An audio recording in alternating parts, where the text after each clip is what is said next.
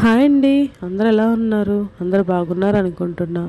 ముందుగా మీ అందరికీ praise lord. ఎలా ఉన్నారండి? ఏం చేస్తున్నారు? నేనైతే మార్నింగే ప్రేయర్ అయిపోయిందండి. మార్నింగ్ ప్రేయర్ అయిపోయిన తర్వాత నేను టిఫిన్ చేస్తున్నాను. ప్రేయర్ అనేది ఇంక నేను ఎక్కువ షూట్ చేయలేదండి, కుదరలేదు. అందుకని చెప్పి ఇక్కడైతే టిఫిన్ అయితే ఉప్మా తింటున్నాను. టిఫిన్ కంప్లీట్ చేసుకొని ఇంట్లో బట్టలు అవి ఉంటాయి. ఆ బట్టలు అయితే నేను ఆరేసిన బట్టలని మడత పెట్టుకుంటున్నానండి. ఇలాగా ఈరోజు నేను ప్రేయర్ అయితే చేసుకున్నానండి. నేను ఎప్పుడు రోజు డైలీ చేసుకునే ప్రేయర్ అయితే చేసుకున్నాను. నాకు వీడియో షూట్ చేయడం కుదరట్లేదండి ఇక్కడ. అందుకని చెప్పేసి నేను అమ్మ వాళ్ళ ఇంట్లో అవ్వట్లేదు. అందుకని చెప్పి నేను ఇక్కడ షూట్ చేయట్లేదు, కొంచెం కుదరట్లేదండి.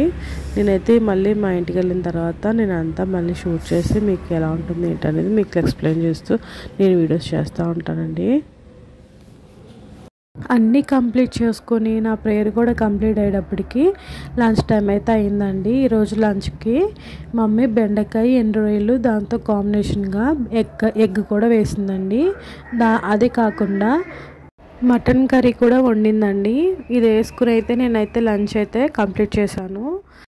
మా మమ్మీ పచ్చళ్ళు బాగా పెడుతుందండి. అంటే పచ్చళ్ళు అంటే నిలవ పచ్చడి కాదు, నోటి పచ్చళ్ళు బాగా చేస్తుంది. మాకు బాగా ఫేవరెట్ అయిన పచ్చళ్ళలో ఒకటి మీకైతే ఇవాళ నేను షేర్ చేసుకుంటానండి. అదేంటంటే చింతకాయ పచ్చిమిర్చి పచ్చడి అండి. చాలా బాగుంటుంది.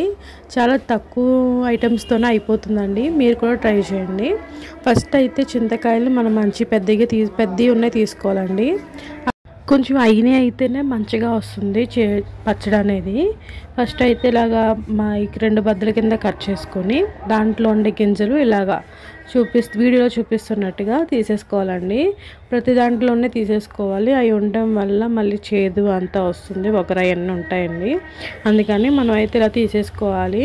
తీసేసుకొని మళ్ళీ దీన్ని తోలు ఉంటుంది కదా, అంటే పైన ఉండే తొక్క అదంతా తీసేసుకోవాలండి. పైన ఉన్నది నేనైతే గోరుతో తీసాను, చేతితో అవ్వట్లేదని చెప్పి.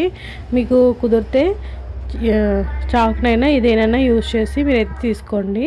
ఇలా తీసాను చూసారా, నాకైతే తీయడానికి చాలా టైం పట్టింది. అందుకే కలర్ అయితే చేంజ్ అయిపోయిందండి. మీకు తొందరగా అయిపోతుందంటే మీరు ఈజీగా నైఫ్ యూజ్ చేసి చేసుకోండి. దీన్ని కడగకూడదండి. కడగకుండా ఒక క్లాత్లో నీట్గా తుడిచేసుకోవాలండి.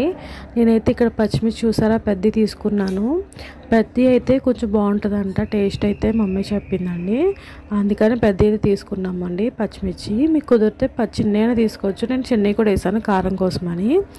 ఇలా తీసుకుని జస్ట్ ఒక 2 నిమిషాలు వేపేసుకొని చిన్న చిన్న ముక్కలు కట్ చేసుకోవాలండి.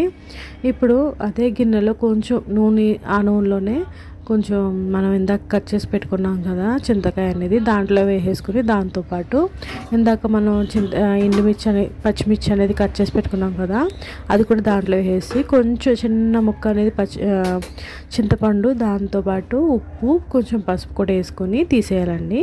ఇక్కడ చూసారా రోట్లో చేస్తున్నాము.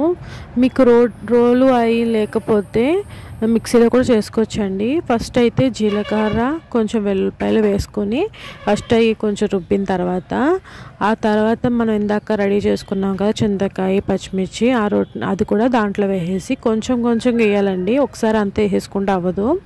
మనం కొంచెం ఒక స్పూన్ వేసుకొని మళ్ళీ దాన్ని దంచుకొని మళ్ళీ కొంచెం వేసుకొని అలాగా మొత్తం అంతా వేసుకోవాలండి. స్లోగా అంతా వేసేసుకుంటే మళ్ళీ మనకు నలగదు. ఎందుకంటే మనం అంతా మీకు పెద్దగా అంటే ఎక్కువగా చేయట్లేదు కదా, కొంచెమే కదా. దాంతోపాటు ఎందుకంటే ఇది ఎక్కువ నలిగిపోయింది అనుకోండి, అంత టేస్ట్ అనేది ఉండదు. కొంచెం కచ్చాపచ్చాగా ఉండాలి. అందుకని చెప్పేసి మనకు కొంచెం కచ్చాపచ్చాగా రుబ్బుకోవాలండి. నేను ఇప్పుడు వీడియో చూపిస్తున్నట్టుగా రుబ్బుకోవాలండి మెత్తగా. మరి మెత్తగా అంటే నేను మెత్తగా అన్నాను అంటారు, మళ్ళీ అలా కాదండి. కొంచెం ఇలా బరకగా రుబ్బుకోవాలి. రుబ్బుకొని చూసారు కదా మమ్మీ ఎలా చేసిందో అలాగా చేసేసుకొని ఒక గిన్నెలో తీసేసుకోవాలండి. టేస్ట్ అయితే చెప్తున్నాను, చాలా చాలా బాగుందండి. పుల్లగా కారంగా తగులుతూ ఉంటే చాలా టేస్టీగా అనిపించింది. మీరు కూడా ట్రై చేసి చూడండి, చాలా బాగుందండి. ఇదే దాంట్లోనే రోల్లోనే మేము మళ్ళీ కొంచెం అన్నం వేసుకొని మేమైతే కలుపుకొని తినేసాము. అది అయిపోయిన తర్వాత తాలింపు కోసం ఆయిల్ తీసుకోవాలండి. ఆయిల్ కొంచెం ఎక్కువే పడుతుంది. దాంట్లో మనం ఆవాలు జీలకర్ర వేసుకోవాలండి. ఆవాలు చిటపటలాడిన తర్వాత మనం ఇందాకే ఫస్ట్లోనే వెల్లుల్లిపాయలు వేసుకున్నాం కాబట్టి వెల్లుల్లిపాయ అయితే అవసరం లేదండి. ఎండుమిర్చి కరివేపాకు వేసుకోవాలి. కొంచెం వేగిన తర్వాత స్టవ్ ఆఫ్ చేసేసుకోండి. మనకి కొంచెం చల్లారిన తర్వాత ఇంకా లాస్ట్ ఇంకా చల్లారిపోతుంది. ఇంకా మనం ఇందాక రుబ్బి పెట్టుకున్న పచ్చడి అయితే దీంట్లో కలిపేసుకోవాలండి. అది కలిపేసుకొని ఇది ఒక డబ్బాలో అయితే స్టోర్ చేసుకోవచ్చండి. ఈ పచ్చడి అయితే 6 months వరకు ఉంటుంది, మనకి పాడవదు. మీరు బయట పెట్టుకున్న 6 months ఉంటుంది. అదే ఫ్రిడ్జ్లో అయితే 1 year వరకు ఉంటుందండి. టేస్ట్ అయితే చాలా బాగా వచ్చిందండి. ఒకసారి మీరు కూడా ట్రై చేసి చూడండి. నైట్ డిన్నర్ అయితే నేనేం చేయలేదండి, ఎందుకంటే ఇందాక నేను తిన్నాను కదా రైస్ పచ్చడి వేసుకొని, అందువల్ల ఇంకైతే నేను తినలేదండి.